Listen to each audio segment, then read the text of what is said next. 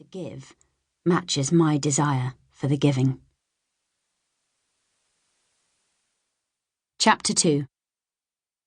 Edina Ogborne wasn't in the best of moods. She faced a day spent tying up loose ends from the team's last major case, serial abductions which stretched back a decade. It had been Ed's first case in Canterbury. They'd caught the perpetrator, but his evil deeds continued to haunt her. Revisiting the investigation wasn't something she relished, but as the senior investigating officer, she had to do it. On her way to work, she picked up a flat white from Deacon's, hoping it would kickstart the morning. It didn't. When she arrived at the police station, her humour darkened immediately. There was a new addition to the CID room door. Some Jobsworth responsible for signage was clearly out to ruin her day. Above the names of her 3 colleagues, she was designated Detective Inspector Edina Ogborne. For most, this would have been a non-issue, but Ed was sensitive when it came to her given name. Edina came from her grandmother, but only Ed's parents and her grandfather had ever used it. From an early age, she'd insisted everybody else call her Ed, or maybe Eddie if it was someone she knew intimately. In her mind, Edina was a homely, wholesome name. For herself, she wanted something short, matching her sharply cut blue-black hair. After several phone calls, she eventually tracked down the man responsible for the increase in her ill humour. "The sign on our door needs to be corrected.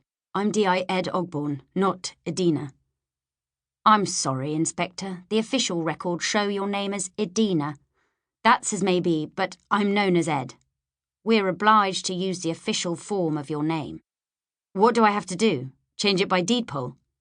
"If you wish Ed to be your official—" "Thank you for your time." Ed terminated the call with the feeling she should have been more gracious.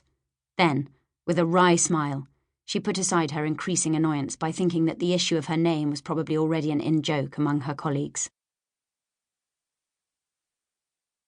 Chapter 3. Confident but cautious. That's me to a T. Can you be truly confident if you're cautious? Let's not go there. I know what I mean. I'm confident when I'm in control. I'm confident and in control because I plan. Careful planning is where the caution comes in. The project has been up and running for 3 months. I'd chosen Canterbury for the main event. It's a good-sized town, there's easy access to the countryside, and I could readily lose myself among the tourists. I'd rented a small flat and spent a week or so choosing my women. The first to take the bait wasn't suitable, married and expecting a baby. How did I miss that? Sloppy work, but no problem. Statistically, it had to happen, and not long after, I got the perfect woman. Single, unattached, and living alone. She wanted the right things that made her vulnerable, and she made the right choice. She offered me access, and now the incidentals are all in place.